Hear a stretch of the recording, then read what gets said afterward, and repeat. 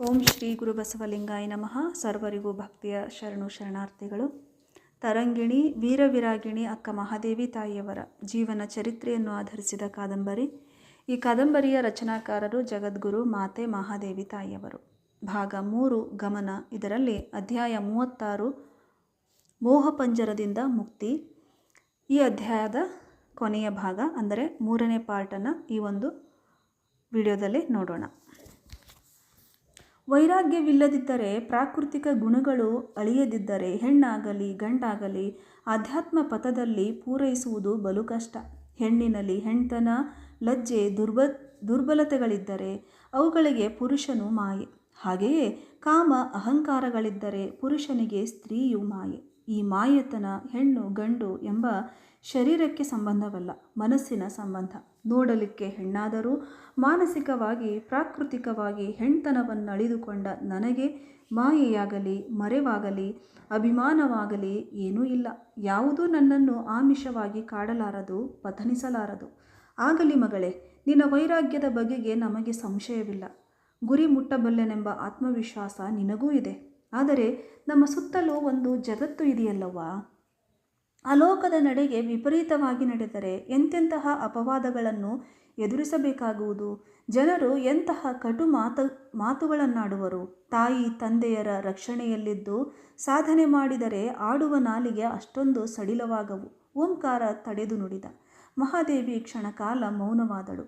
ನಾಯಿ ಮುಟ್ಟಿದ ಮಡಿಕೆ ಬೆಂಕಿಯ ಮುಂದಿಟ್ಟ ಬೆಣ್ಣೆ ಕರಗಲ್ಲ ಅಂದಂತೆ ಈ ಶಬ್ದ ಸಮುಚ್ಚಯಗಳು ಕಿವಿಯ ಪಟಲದ ಮೇಲೆ ಅಪ್ಪಳಿಸತೊಡಗಿ ತತ್ತರಿಸಿದಳು. ಕಣ್ಣು ಮುಚ್ಚಿಕೊಂಡು ನಿಂತವಳು ಕಣ್ಣು ತೆರೆದು ನುಡಿದಳು. ಅಪ್ಪ, ಹಸಿರಿನ ಅಂಶವನ್ನು ಕಳೆದುಕೊಂಡು ಒಣಗಿ ನಿಂತಿರುವ ಬಿದಿರಿನಲ್ಲಿ ಎಳೆಯ ಕಳಿಲೆ ಮೂಡಬಹುದೇ?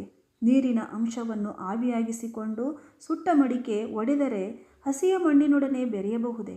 ತೊಟ್ಟನ್ನು ಬಿಟ್ಟು ಬಿದ್ದ ಹಣ್ಣು ಮತ್ತೆ ತೊಟ್ಟನ್ನು ಕೂಡಿಕೊಳ್ಳಬಹುದೇ?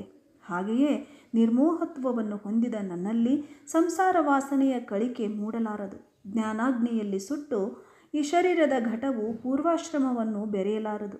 ಸಂಸಾರ ವೃಕ್ಷದ ಮೋಹವೆಂಬ ತೊಟ್ಟಿನಿಂದ ಸಿಡಿದು ಬಿದ್ದಿರುವ ಈ ಹೃದಯವು ಮತ್ತೆ ಲೌಕಿಕತೆಯ ವೃಕ್ಷದಲ್ಲಿ ಅಂಟಿ ಕುಳಿತುಕೊಳ್ಳಲಾರದು. ಕಷ್ಟಕರ್ಮಿಗಳಾದ ಜನರು ಏನಾದರೊಂದು ಮಾತನಾಡಿದರೆ ನಿಷ್ಠೆಯುಳ್ಳ ಶರಣರು ಮತ್ತೆ ಲೌಕಿಕ ಜೀವನಕ್ಕೆ ಬರಲಾರರು ತಂದೆ. ಹಠ ಮಾಡದಿರು ಮಗಳೇ, ಇದು ಬಹು ಕಷ್ಟಕರ ಬದುಕು. ವೈರಾಗ್ಯ ಮಾರ್ಗವು ಮುಳ್ಳಿನ ಕೊಳ್ಳ. ಅದರಲ್ಲೂ ಹೆಣ್ಣೆಂಗಸು ಈ ಮಾರ್ಗದಲ್ಲಿ ನಡೆಯುವುದು ಇನ್ನೂ ಕಷ್ಟ. ಏಕಾಂಗಿನಿಯಾಗಿ ಹೆಣ್ಣು ತನ್ನ ಶೀಲದ ಸಂಪತ್ತನ್ನು ರಕ್ಷಿಸಿಕೊಳ್ಳುತ್ತಾ ಕಾಡು ಮೇಡಿನಲ್ಲಿ ತಿರುಗುವುದು ದುರ್ಧರ ಸಾಹಸ. ಲಿಂಗಮ್ಮ ಬಿಕ್ಕಿ ಬಿಕ್ಕಿ ಅತ್ತಳು. ಹೌದಮ್ಮ, ಸಮುದ್ರದ ಅಲೆಗಳು ಇರುವುದು ಎಷ್ಟು ಸಹಜವೋ ಅಷ್ಟೇ ಸಹಜ ಜೀವನದಲ್ಲಿ ಕಷ್ಟ ಬರುವುದು. ಗೃಹಸ್ಥ ಜೀವನವೆಂದರೆ ಅಮಾವಾಸ್ಯೆ ದಿನಗಳ ಸಮುದ್ರದ ಹಗಲಿನ ಅಲೆಗಳಂತೆ ತೀಕ್ಷ್ಣತೆ ಕಡಿಮೆ. ಸನ್ಯಾಸ ಜೀವನವೆಂದರೆ ಹುಣ್ಣಿಮೆಯ ರಾತ್ರಿಯ ಅಲೆಗಳಂತೆ ಆರ್ಭಟ ರಭಸ ಬಹಳ. ಆದರೇನಂತೆ ಅವ್ವ, ಮೀಯಬೇಕು ಎನ್ನುವವನು ಅಲೆಗಳು ಅಡಗಲಿ ಎಂದು ಕುಳಿತರಾಗದು. ಜಗತ್ತು ಇರುವವರೆಗೆ ಅಲೆಗಳು ಅಡಗವು. ಅಲೆಗಳು ಬಂದು ಹೋಗುತ್ತಿರುತ್ತವೆ. ನಾವು ಜಾಣತನದಿಂದ ಮಿಂದು ಹೊರಬರಬೇಕು. ಹಾಗೆಯೇ ಎಷ್ಟು ಜನ್ಮಗಳವರೆಗೆ ಕಾಯ್ದರೂ ಕಷ್ಟಗಳು ಇರುವವು. ಜಾಣತನದಿಂದ ತಪ್ಪಿಸಿಕೊಳ್ಳುತ್ತಾ ಅವುಗಳ ಮಧ್ಯದಲ್ಲೇ ಮೀಯುತ್ತಾ ಗೆದ್ದು ಬರಬೇಕವ್ವ. ಅಲೆಗಂಜಿ ಸ್ನಾನ ಮಾಡದವನು ಎಷ್ಟು ಮೂರ್ಖನೋ, ಕಷ್ಟಕ್ಕಂಜಿ ಸನ್ಯಾಸಿಯಾಗದವನು ಅಷ್ಟೇ ಮೂರ್ಖ. ದಯಮಾಡಿ ನನಗೆ ಅಡ್ಡಿಯಾಗದಿರಿ. ಘನವಾದುದನ್ನು ಸಾಧಿಸೆಂದು ಹರಿಸಿರಿ. ತಾಯಿಗೆ ತಂದೆಗೆ ನಮಸ್ಕರಿಸಿದಳು. ಗುರುಗಳ ಬಳಿಗೆ ಸಾಗಿ ಪಾದಕ್ಕೆರಗಿ ಎದ್ದು ನಿಂತು ನುಡಿದಳು. ಮುಂಗೈಯಲ್ಲಿ ವೀರ ಕಂಕಣವನಿಕ್ಕಿ ಮುಂಗಾಲಲ್ಲಿ ತೊಡರು ಬಾವುಲಿಯ ಕಟ್ಟಿದೆ. ಗಂಡುಡುಗೆಯ ನುಟ್ಟೆನೆಂಬ ಮಾತಿನ ಬಿರಿದ ನುಂಗಿದೆನು. ಚನ್ನಮಲ್ಲಿಕಾರ್ಜುನ, ನಿಮ್ಮಾಣೆಗೆ ಊಣೆಯವ ತಂದೆನಾದಡೆ ನಿಮ್ಮ ತೊತ್ತಿನ ಮಗಳಲ್ಲವಯ್ಯ. ಮಹಾದೇವಿಯ ವೀರ ಪ್ರತಿಜ್ಞೆಯಿಂದ ಗುರುಲಿಂಗದೇವರ ಕಣ್ಣುಗಳು ಆನಂದ ಬಾಷ್ಪದಿಂದ ತುಂಬಿದವು. ಪುಳಕಿತರಾಗಿ ಹೇಳಿದರು. ಮಗಳೇ, ಇನ್ನೂ ಒಮ್ಮೆ ಹೇಳವ್ವ. ಪ್ರತಿಜ್ಞೆ ಮಾಡಿದುದನ್ನು ಎಂದಿಗೂ ಮರೆಯದಿರು. ಅಪ್ಪ, ನೀವು ಕೇಳಿರಿ.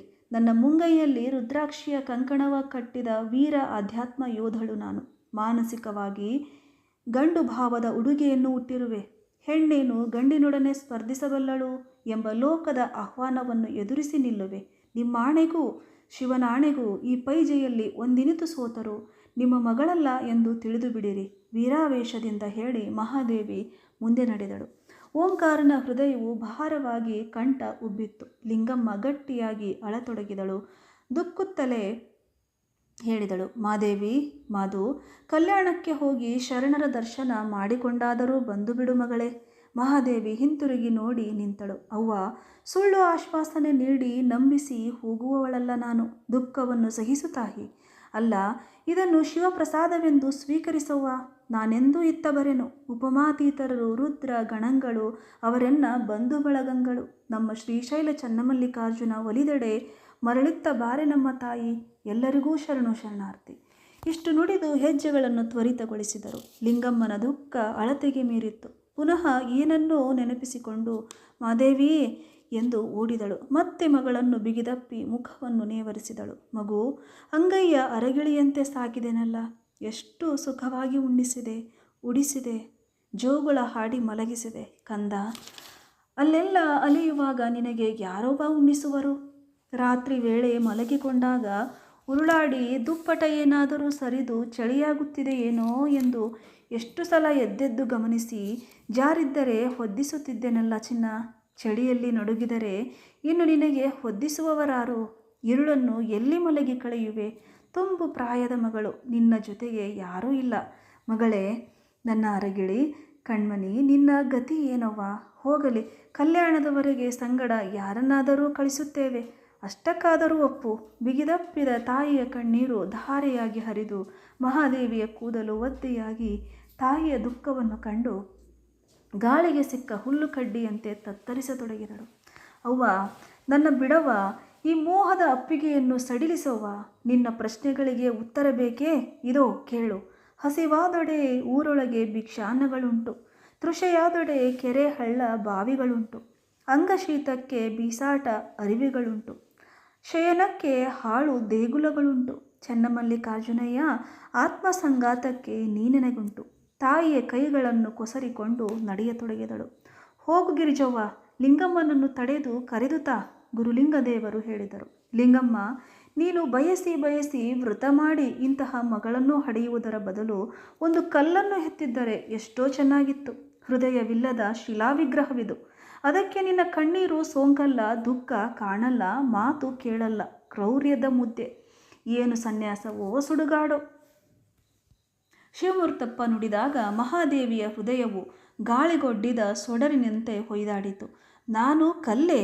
ಹೃದಯ ಸಂವೇದನೆಗಳು ಇಲ್ಲದ ಕಲ್ಲಿನ ವಿಗ್ರಹವೇ? ನಾನು ಕ್ರೂರಿಯೇ? ದೇವಾ, ಎಂತಹ ಅಪವಾದ! ಕ್ಷಣಕಾಲ ನಿಂತು ಯೋಚಿಸಿದಳು. ಆದರೆ ಆಕೆಯ ಅಂತರಾತ್ಮ ನುಡಿಯಿತು, ಲೌಕಿಕರ ನೇಮಗಳು ಸನ್ಯಾಸಿಗೆ ಅನ್ವಯಿಸವು. ಬುದ್ಧನು ಮನೆಯನ್ನು ತೊರೆದದ್ದು ಲೌಕಿಕರಿಗೆ ಅಮಾನವೀಯತೆ, ಕ್ರೌರ್ಯ. ಆದರೆ ಆಧ್ಯಾತ್ಮ ಜೀವನಕ್ಕೆ ಅದು ಆಪ್ಯಾಯಮಾನ, ದಯೆ.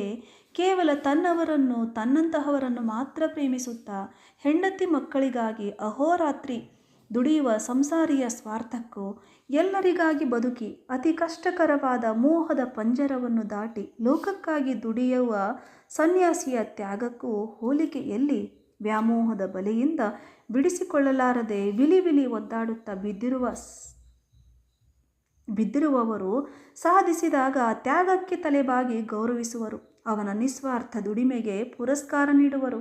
ಇನ್ನು ಕೆಲವರು ಅವನ ನೋವನ್ನೂ ಅರ್ಥ ಮಾಡಿಕೊಳ್ಳದೆ, ಸಂಸಾರ ತ್ಯಾಗದ ಬೆಲೆಯನ್ನೂ ಸಹ ಅರಿಯದೆ ಹೀನೈಸಿ ಮಾತನಾಡುವವರು. ಸಂಸಾರಿಗಳಲ್ಲಿ ಎರಡು ವಿಧ.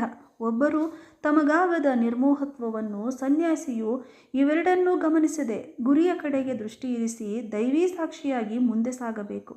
ನಿಜ, ನಾ ಮುಂದೆ ಸಾಗಲೇಬೇಕು. ಹಿಂದಕ್ಕೆ ತಿರುಗದೆ ಮಹಾದೇವಿ ವೇಗದಿಂದ ಹೆಜ್ಜೆಗಳನ್ನು ಹಾಕಿದಳು. ಲಿಂಗಮ್ಮನು ನೆಲಕ್ಕೆ ಕುಸಿದು ಬೋರಾಡಿ ಅಳತೊಡಗಿದಳು. ಗಿರಿಜವ್ವ, ಶೈಲಜೆಯರು ಸಮೀಪಿಸಿ ಆಸರೆ ಕೊಟ್ಟು ಕರೆತಂದರು. ಗುರುಲಿಂಗದೇವರು, ಸಂತೈಸಿಕೋ ಲಿಂಗಮ್ಮ, ನಿನ್ನ ಮಗಳು ಕಿರುಸರಸಿಯಾಗಿ ನಿಂತಲ್ಲೇ ಇದ್ದರಾಗದು. ಅನಂತ ಜೀವಿಗಳ ಬಳಿಗೆ ಧಾವಿಸಿ ಬರಡು ಹೃದಯಗಳಿಗೆ ಭಕ್ತಿ ಸಿಂಚನೆಯ ಮಾಡಿ ಸ್ತ್ರೀ ಸ್ವಾತಂತ್ರ್ಯದ ಕ್ರಾಂತಿಯ ಕಹಳೆಯನ್ನು ಊದಿ ಹತಚೇತನಗಳಲ್ಲಿ ಆತ್ಮವಿಶ್ವಾಸವನ್ನು ಉದ್ದೀಪಿಸುವ ದೈವೀ ತರಂಗಿಣಿಯಾಗಬೇಕೆಂಬ ಬಲುಹಿನ ಆಸೆ ನಿನ್ನದಾಗಲಿ. ಕ್ಷಣಕಾಲ ಮೌನ ತಾಳಿ ನಂತರ ನುಡಿದರು. ಮನೆಯಲ್ಲಿ ಕುಳಿತಾಗ ಸುಗಂಧದಿಂದ ಮಿಶ್ರಿತವಾದ ಮಾರುತವು ಬೀಸಿ ಬರುವುದು. ಅದನ್ನು ಸವಿಯಬೇಕು. ಆದರೆ ಅದನ್ನು ಕೂಡಿ ಹಾಕುವ ವ್ಯರ್ಥ ಸಾಹಸ ಮಾಡಬಾರದು. ಕೆಲವು ನಿಮಿಷ ಕಾಲವಾದರೂ ನಮ್ಮ ಮನೆಯಲ್ಲಿ ಬೀಸಿ ಮೂಗನ್ನು ಚೇತನಿಸಿತಲ್ಲ, ಅದು ನಮ್ಮ ಪುಣ್ಯ ಎಂದುಕೊಳ್ಳಬೇಕು. ಇಂತಹ ಚೇತನಕ್ಕೆ ಗುರುವಾಗುವ ಭಾಗ್ಯ ನನ್ನದಾಯಿತು ಎಂದು ನಾನು ಆನಂದಪಡುವಂತೆ ಜನ್ಮ ಕೊಡುವ ಸದಾವಕಾಶವನ್ನು ನಿಮಗೆ ಕೊಟ್ಟದ್ದಕ್ಕಾಗಿ ಆ ಮಹಾದೇವನನ್ನು ಕೃತಜ್ಞತೆಯಿಂದ ಸ್ಮರಿಸಿ ಸಮಾಧಾನ ತಾಳಿರಿ. ಇಂತಹ ಧೀಮಂತ ಮಗಳಿಗೆ ಜನ್ಮ ಕೊಟ್ಟ ತಾಯ್ತನದ ಗೌರವವನ್ನು ಕಾಪಾಡಿಕೊ. ಲಿಂಗಮ್ಮ ಮಹಾದೇವಿಯ ಹೋಗುತ್ತಿದ್ದ ಜಾಡನ್ನೇ ನಿಟ್ಟಿಸುತ್ತಾ, ದೊಡ್ಡ ದೊಡ್ಡ ಆದರ್ಶಗಳನ್ನು ಇರಿಸಿಕೊಂಡ ಬಾಳು ಹೀಗೆ ವಿಕೃತವಾಯಿತಲ್ಲ ಗುರುಗಳೇ. ನಮ್ಮ ಮಗಳು ಹಾಗಾಗುವಳು ಹೀಗಾಗುವಳು ಎಂದೆಲ್ಲ ಕನಸು ಕಂಡಿದ್ದೆವು. ಕಡೆಗೆ ಏನಾದಳು? ಪರದೇಶಿಯಾದಳು. ಆಕೆ ಅನಾಥಳಾದಳು. ಎಂಥ ದುರ್ದೈವ! ಲಿಂಗಮ್ಮನು ಅಳುತ್ತಾ ಮಗ್ಗುಲಲ್ಲಿದ್ದ ಗಿರಿಜಾದೇವಿಯನ್ನು ಅಪ್ಪಿದಳು. ಪಾಪ, ಹೀಗಾಗಬಾರದಿತ್ತು. ಬಹಳ ಅಂದದ ಹುಡುಗಿ, ಪಟ್ಟದ ರಾಣಿಯಾಗುವಳು ಎಂದುಕೊಂಡಿದ್ದವು. ಪಾಪ, ದೈವ ಬಹಳ ಕೆಟ್ಟದ್ದು. ಮೌನ ಪ್ರೇಕ್ಷಕಳಾಗಿ ನಿಂತಿದ್ದ ಸಿಂಗಾರಮ್ಮ ಸಹಾನುಭೂತಿ ತೋರಿಸಿದಳು. ಗುರುಲಿಂಗದೇವರು ತಮ್ಮ ಸಿಟ್ಟನ್ನು ಸಂತೈಸುತ್ತಾ ಗಂಭೀರವದನರಾಗಿ ಹೇಳಿದರು. ಲಿಂಗಮ್ಮ, ಇದು ದುರ್ದೈವವಲ್ಲ, ಸುದೈವ. ಇಷ್ಟರ ಮೇಲೆ ಆಕೆಯ ಬಾಳನ್ನು ಅಳೆಯದಿರು. ಮೂಡಣ ದಿಕ್ಕಿನಲ್ಲಿರುವ ಕೃಷ್ಣಾ ನದಿಯು ಮಹಾಬಲೇಶ್ವರದ ಗಿರಿತಪ್ಪಲಲ್ಲಿ ಹುಟ್ಟಿ ಪಶ್ಚಿಮದಿಂದ ಪೂರ್ವ ದಿಕ್ಕಿಗೆ ಹರಿದು ಬಂಗಾಳ ಶರದಿಯನ್ನು ಸೇರುತ್ತದೆ. ಆದರೆ ಶ್ರೀಗಿರಿಯ ಬಳಿ ಒಂದೆಡೆ ಶೃಂಗದ ಮೇಲೆ ನೋಡಿದವರಿಗೆ ಉತ್ತರ ದಿಕ್ಕಿನಿಂದ ದಕ್ಷಿಣಕ್ಕೆ, ಮತ್ತೊಂದೆಡೆ ನಿಂತು ನೋಡಿದವರಿಗೆ ಉತ್ತರಕ್ಕೆ ಹರಿದಂತೆ ಕಾಣುತ್ತದೆ. ಅಲ್ಲಿ ನಿಂತು ನೋಡಿ ಬಂದವರು ಸೀಮಿತವಾಗಿ ವೀಕ್ಷಿಸಿ ಅದು ದಕ್ಷಿಣದಿಂದ ಉತ್ತರಕ್ಕೆ ಹರಿದಿದೆ ಎಂದು ಹಠ ಹಿಡಿಯುವುದು ಸಹಜ. ಆದರೆ ಕೃಷ್ಣಾ ನದಿಯ ಸಮಗ್ರ ಚಲನೆಯನ್ನು ನೋಡಿದವನು ಅದು ಹೊರಟ ಸ್ಥಾನ, ಮುಟ್ಟಿದ ಗುರಿ, ಹೊಂದಿದ ಪ್ರಗತಿಯನ್ನು ನೋಡಿ ನದಿಯು ಪಶ್ಚಿಮದಿಂದ ಪೂರ್ವಕ್ಕೆ ಹರಿದಿದೆ ಎಂದು ತಿಳಿಯುವನು. ಹಾಗೆಯೇ ಮಗಳ ಬದುಕನ್ನು ತಾತ್ಕಾಲಿಕವಾಗಿ ಬಗೆದು ನೋಡಿದಾಗ ಅದು ವಿಕೃತವಾಯಿತೆಂದು ಲೌಕಿಕರಿಗೆ ಅನ್ನಿಸಬಹುದು. ಅಧ್ಯಾತ್ಮ ಜೀವನವು ನೇರವಾದ ಹೆದ್ದಾರಿಯಲ್ಲ, ಅಂಕುಡೊಂಕಿನ ನಡಿಗೆಯ ನದಿಯ ಹಾದಿಯಂತೆ. ಆ ನಡಿಗೆ ಇದ್ದರಷ್ಟೇ ನದಿಯು ಸಮುದ್ರವನ್ನು ಸೇರಬಲ್ಲದು. ತಾಯಿ, ನಿನ್ನ ಮಗಳ ಆಧ್ಯಾತ್ಮಿಕ ಬದುಕು ತಾತ್ಕಾಲಿಕ ಆವೇಶದಿಂದ ಹರಿದು ಬೇಸಿಗೆಯಲ್ಲಿ ಬತ್ತಿ ಹೋಗುವ ಮಳೆಗಾಲದ ನದಿಯಂತಲ್ಲ. ಅವ್ಯಾಹತವಾಗಿ ಹರಿದು ಸಮುದ್ರವನ್ನು ಸೇರಿ ಗುರಿ ಮುಟ್ಟುವ ಜೀವನದಿಯಂತೆ. ಆಕೆ ತನ್ನ ಅಖಂಡ ಜೀವನದಲ್ಲಿ ಹೊಂದುವ ಪ್ರಗತಿ, ಸಾಧಿಸುವ ಸಿದ್ಧಿಗಳ ಮೇಲಿಂದ ಅರಿಯುವೆಯಂತೆ. ಅದು ಸುಕೃತ ಬಾಳೆಂದು. ಈಗ ಮಹಾದೇವಿ ಬಹುದೂರ ಸಾಗಿ ಹಸಿರು ವನರಾಶಿಯ ಮಧ್ಯೆ ಒಂದು ಚುಕ್ಕೆಯಂತೆ ಕಾಣುತ್ತಿದ್ದಳು. ಓಂಕಾರನು ದಗ್ಧ ಹೃದಯಿಯಾಗಿ ಕಣ್ಣಗಲಿಸಿ ದಿಟ್ಟಿಸಿ ನೋಡುತ್ತಾ ಭಾರವಾದ ಕಂಠದಿಂದ ನುಡಿದ, ನಡೆಲಿಂಗ, ಗುರುಲಿಂಗದೇವರ ಮಾತಿನಲ್ಲಿ ವಿಶ್ವಾಸವಿಡು. ಆ ಪ್ರಸಾದವಾಣಿಯು ಎಂದಿಗೂ ಹುಸಿಯಾಗದು. ಭಾರವಾದ ಹೆಜ್ಜೆಗಳನ್ನೆಕ್ಕುತ್ತ ಮನೆಯ ಮಾರ್ಗ ಹಿಡಿದ ಓಂಕಾರನನ್ನು ಲಿಂಗಮ್ಮ ಮೂಕಳಾಗಿ ಹಿಂಬಾಲಿಸಿದಳು. ಮಹಾದೇವಿಯ ಹೃದಯದಲ್ಲಿ ಭಾವನೆಗಳು ಮುರಿಯುತ್ತಿದ್ದವು. ನಾಲಿಗೆ ಗುಣುಗುಣಿಸುತ್ತಿತ್ತು. ಹೋದೆನೂರಿಗೆ ಇದ್ದೆ ನಾನಲ್ಲಿ, ಹೋದಡೆ ಮರಳಿತ್ತ ಬಾರೆನವ್ವ ತಾಯೇ. ಅತ್ತೆ ಮಾವರು ಭಾವ ಮೈದುನ ನಗೆವಣ್ಣು, ಚಿತ್ತವನೊರೆದು ನೋಡುವ ಗಂಡಸು, ಕತ್ತಲ ಮನೆಯಲ್ಲಿ ಕರೆದು ಅನ್ನವನಿಕ್ಕಿ, ಅತ್ತಿಗೆ 18 ಬೈವಳಮ್ಮ ತಾಯಿ. 5 ಭಾವಂದಿರು 5 ನಗೆವೆಣ್ಣು, 5 ಕೂಡಿ ಎನ್ನ ಕಾಡುವರು, ಬೈವರು ಹೊಯ್ದರು ಮಿಗೆ ಕೇಡ ನುಡಿದರು, ಇವರೈವರ ಕಾಟಕ್ಕೆ ನಾನಿನ್ನಾರೆ ತಾಯೇ. ಎನ್ನ ಮಾತೆ ಪಿತ ಅಮರಗಣಗಳು, ಎನ್ನ ತವರು ಮನೆ ಕಲ್ಯಾಣವು, ಕರುಣಿ ಶ್ರೀಶೈಲ ಚನ್ನಮಲ್ಲಿಕಾರ್ಜುನನ ಬಳಿಗೆ ಹೋದಡೆ ಮರಳಿತ್ತ ಬಾರೆನಮ್ಮ ತಾಯೇ. ಕೇಳಿದ್ರಲ್ಲ ಸ್ನೇಹಿತರೆ, ಇದಾಗಿತ್ತು ಅಧ್ಯಾಯ 36. ಇಲ್ಲಿಗೆ ಮುಕ್ತಾಯವಾಗುತ್ತೆ. ಇಲ್ಲಿವರೆಗೂ ಯಾರು ನನ್ನ ಚಾನಲನ್ನು ಸಬ್ಸ್ಕ್ರೈಬ್ ಮಾಡ್ಕೊಂಡಿಲ್ಲ, ಎಲ್ಲರೂ ಸಬ್ಸ್ಕ್ರೈಬ್ ಮಾಡ್ಕೊಳ್ಳಿ.